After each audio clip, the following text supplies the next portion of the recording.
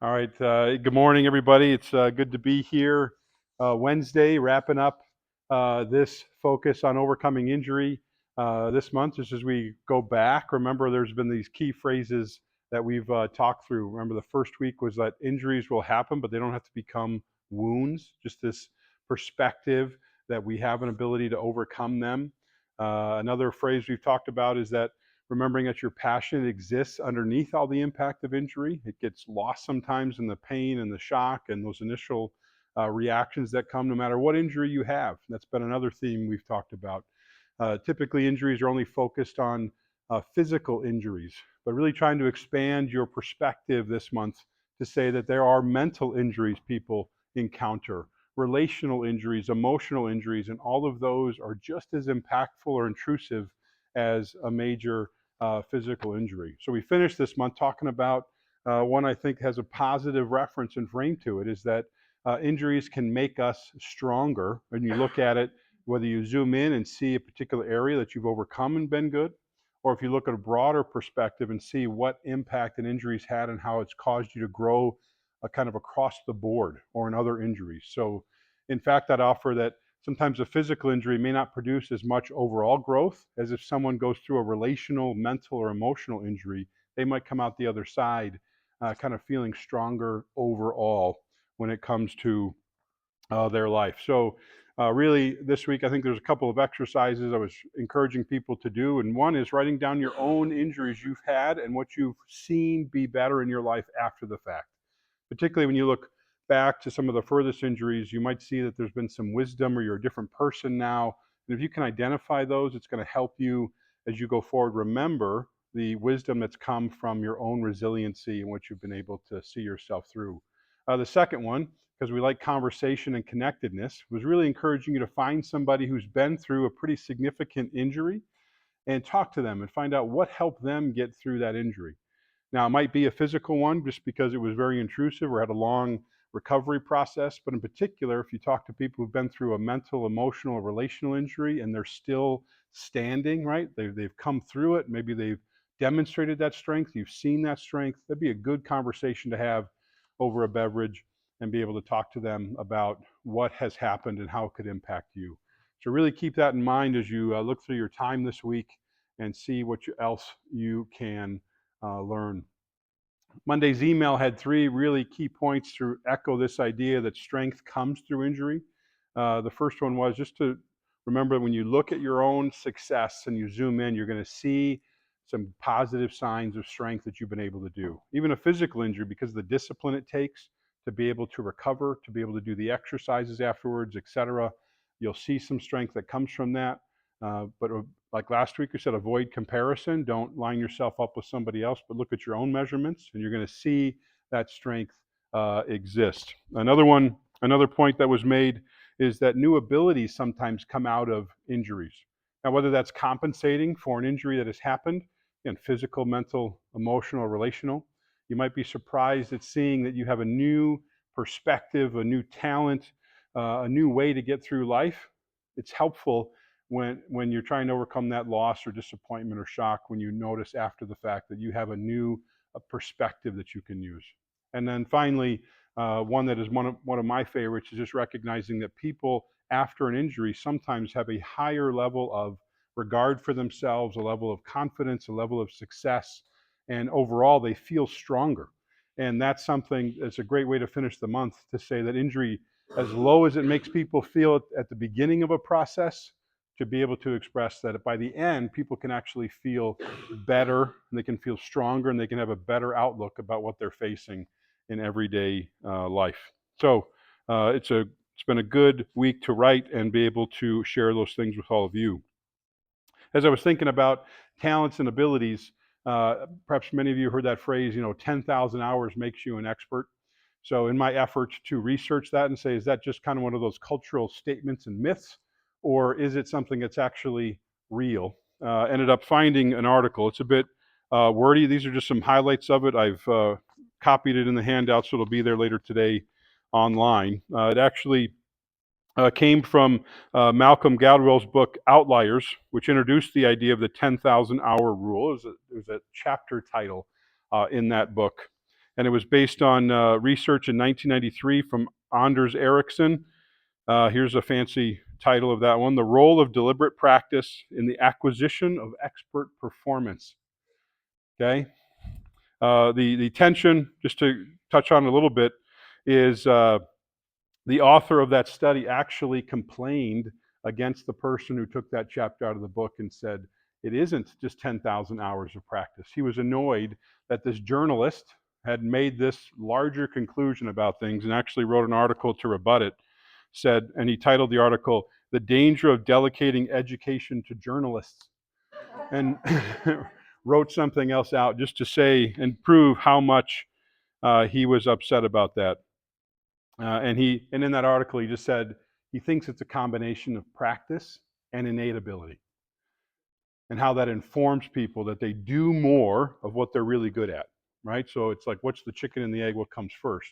But that was his point. So it's an interesting dynamic if you get into the weeds a little bit. And this was a BBC article, and it talked about some guy who was a terrible golfer and is keeping track of all of his time. After 5,000 hours of work, he's gone from a 14 handicap down to 4. And this article is dated, but we don't know if he got to 10,000 hours and got to a 0 handicap or something. But just, he was a terrible golfer trying to research these things. So when you think about that for yourself, if you do something for 10,000 hours, are you an expert?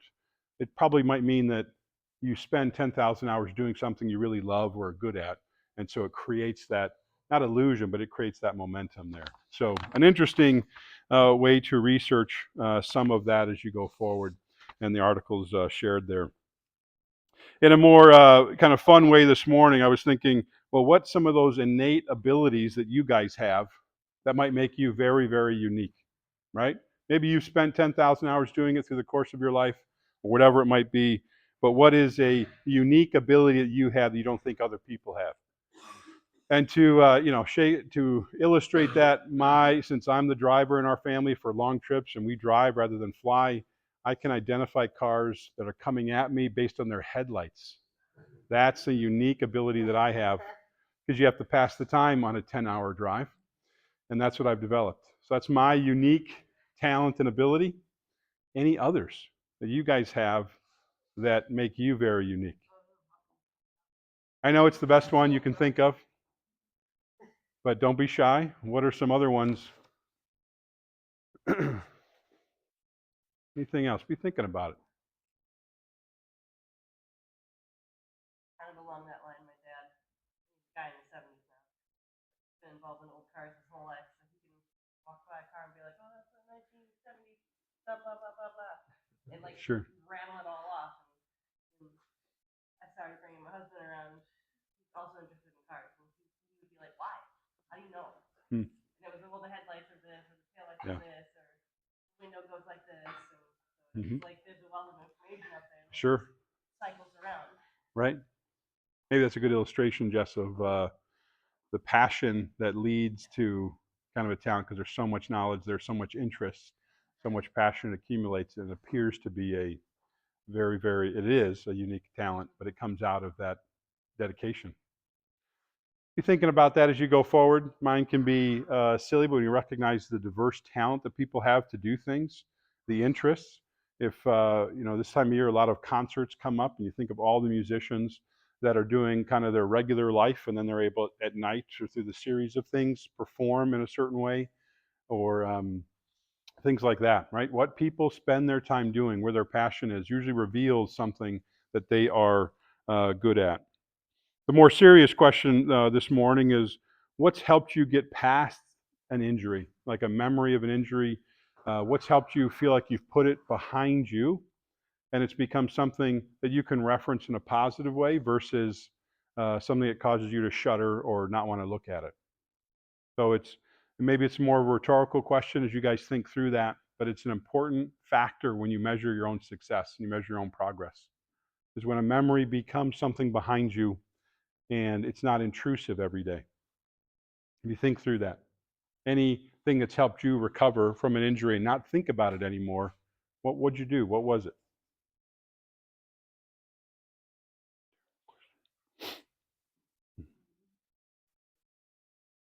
Time. Yeah, time helps. Something we can't control necessarily, but when you're focused on getting through something each day, it accumulates, and then you recognize you've made some progress that has come through. So it's a good answer, something to really think about because you have to have some intention to help yourself make that progress through the phases of recovery. So some final comments about the conclusion of the month here, and related to the 10,000 hours. Here's this kind of flow. That's your passion that you have for life or a particular area kind of fuels or directs your time and energy towards something, and that really impacts your ability to recover through an injury. So if particularly an injury falls in a certain very high priority for you, you're going to have a passion to work through that a lot faster. If you recognize if someone has an injury in an area of life that doesn't affect them very much, they tolerate it a lot more. We've talked about that a little bit, not to let those injuries just exist and not address them. But it's really illustrated that when you have a passionate area like, oh, I love to run, but now I've hurt my knee, those people are really motivated to get through that injury and come back, right? But if they're like, oh, I had a fallout with my brother, but he lives 18 hours away and I don't see him twice a year, how motivated are they to work through that injury, right? They don't, and then comes the holiday time and suddenly it shows itself right back up in their face. So it's this idea of make sure that where you're passionate about your injury, you're able to work through it. And the areas where you're less passionate, maybe you have to dedicate some of that extra time, or else those injuries are going to linger and then they may become wounds. Secondly, self-confidence really is something that can develop through recovery of an injury. The factor is some people have lives where injury just comes in sequence. It's a regular pattern, a part of their life. If they can look at it a little differently and give themselves credit for still standing underneath all of those injuries, it's a way to reframe how they view themselves and how they view life around them. And then finally, just this echo of measure your success just by the measurements that are important to you.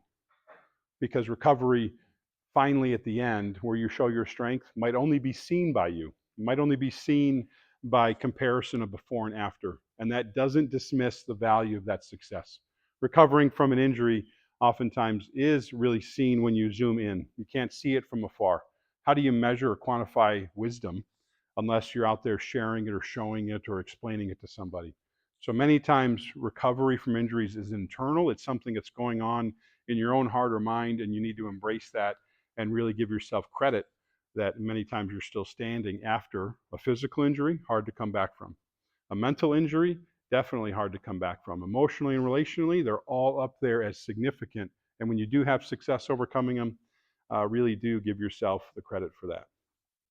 So it's been a good month to really lay out all of these factors that come into play with injury. I hope you've been able to put together a plan and some good things to keep in mind, maybe some of these phrases that really help you stand firm and keep going.